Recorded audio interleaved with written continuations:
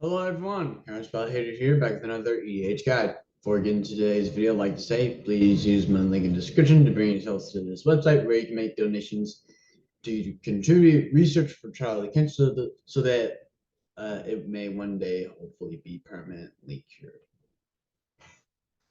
Or you can at least get vaccinated for it. $100 to make a donation, make a difference. So use my link in the description. Share this video along with other videos found on my channel with other people. Make a comment on this video, make an EDH request, standard deck tech request, arena content request. Or just make a comment in general. With your positive feedback, of course. Hit the notification bell, that way you don't miss another one of my videos.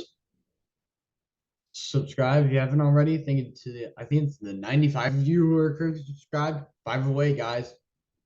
Get it done. So we can do 100 subscriber special. I want to do it before Christmas break, of course. And I will not be recording Thursday. For family reasons. Graduation of a family member. But yeah, if you haven't subscribed, why not? Honestly, you should. And then like this video. That said, let's get into this commander guide starring Zask, Skittering Swarmlord. 3 generic and double green for a legendary insect, 5/5. Can give one of your insects death touch.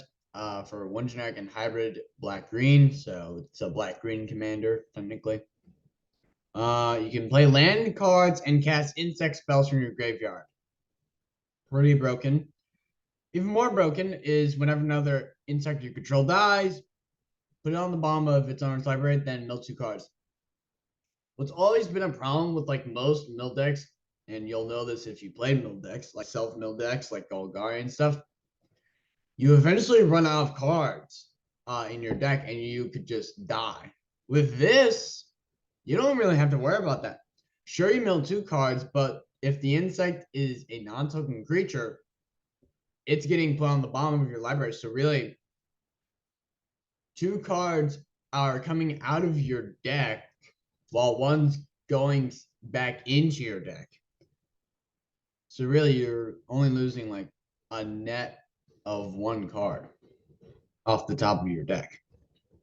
If you kind of think about it that way, so you don't really have to worry about milling out and just losing because you don't have anything to draw from. So yeah, and this can also help you mill to find other insects even if you have tokens. So it's either insects or it'll kill a bunch of stuff or it sacrifices stuff. That's what it's in here. Or it will mill us. We have some -1/-1 counters themed stuff. As you can already kind of see. Let's get started. Grist the Hunger Tide. High recommendation. Due to the fact that if this planeswalker is not on the battlefield, it's a 1/1 insect creature in addition to its other types. Which means in your graveyard, this is an insect that you can cast, but when it's on the battlefield, it'll be a planeswalker instead of being an insect. This thing can mill you and create insect tokens that you can later sacrifice. And -5, each opponent loses life equal to the number of creature cards in your graveyard. -2, you may sacrifice a creature. When you do, destroy target creature or planeswalker. And this is 1 generic, a black, and a green. And thing is, since it's not an insect while it's on your battlefield, if this planeswalker dies, it's not going to go on the bottom of your library because it's not going to trigger Zask, Skittering Swarmlord. But then it'll be in your graveyard, so it'll be a 1/1 insect in addition to its other types. So you're able to infinitely recast this thing and kill it from your graveyard because it's an insect in your graveyard, but it's not an insect on your battlefield. So extreme recommendation level for this one, regardless of cost. Then we have Bane. We're gonna run down our list here. 40 creatures.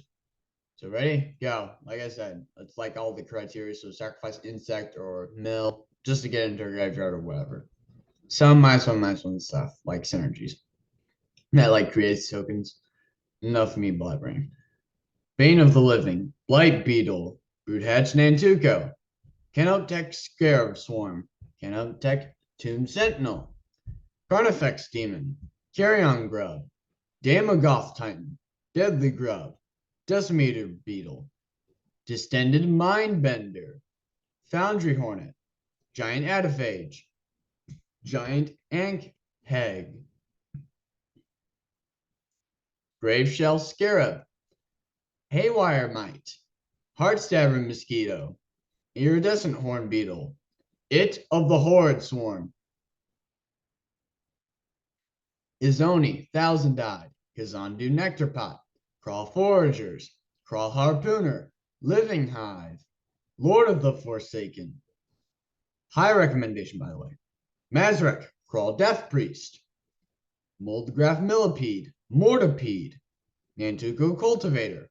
Phyrexian Swarmlord. Primordial Sage. Rotfeaster Maggot. Scoot Swarm. Signal Pest. Skylasher. Stag Beetle. Swarm of Bloodflies. Undercity Informer. And finally, Xanthid Swarm. Then we have Black Sun's Zenith. Mesmeric Orb. Pyre of Heroes. Then our 5 enchantments. Blowfly Infestation. Crawling Infestation. Crawling Sensation.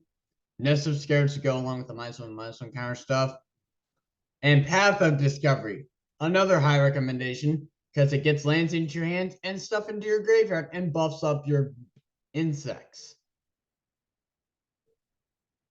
Blooded Woodland, Evolving Wilds, Grim Backwoods, Mosswort Bridge, 23 forests, 23 swamps.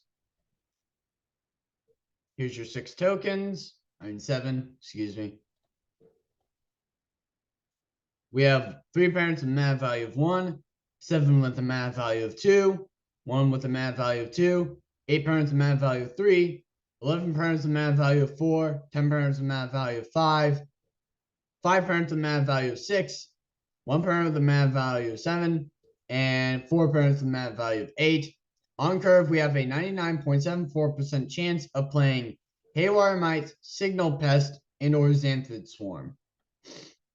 This deck's average mana value with lands on our main board, of course, is 2.03. Don't really do sideboard stuff. And without lands, it's 4.1. Total deck's mana value is 201. And we have mana protection symbols and percentages. Average number of lands per hope in an opening hand. You know the deal, 3.54. The deck comes out to be a reasonable $86.42. Not bad. Now, something I did find out for basic lands, it does not include it does not like add on the price. So if I just remove 1, the price doesn't go down. So might be a bit higher, sure. But these lands, non-foil, are only... If you buy them at TCG Player, they're only 3 cents. Swamps, 4 cents at Card Kingdom or TCG Player. So, really not that big of a deal if you buy them from the right store. That's it. Like I said, use my link in the description. Help fight against Charlie Cancer 1 cup at a time.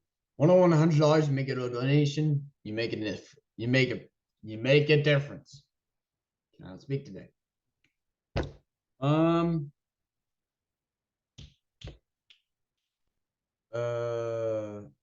Share this video along with other videos and on my channel with other people so they too can help out their community and so they can receive guidance from yours truly. Hit the notification bell, that way you don't miss another one of my videos. Subscribe. Thank you to the 95 or more of you who are currently subscribed. Thank you so much. The subscribe button if you haven't already. Like this video, of course. And comment on this video, make an EDH request in your deck request or content request. You know the deal by now. If you don't, then just go watch some of my videos. You'll know like the deal with that. With that said, that's gonna be it for today. I will see you guys tomorrow. Goodbye.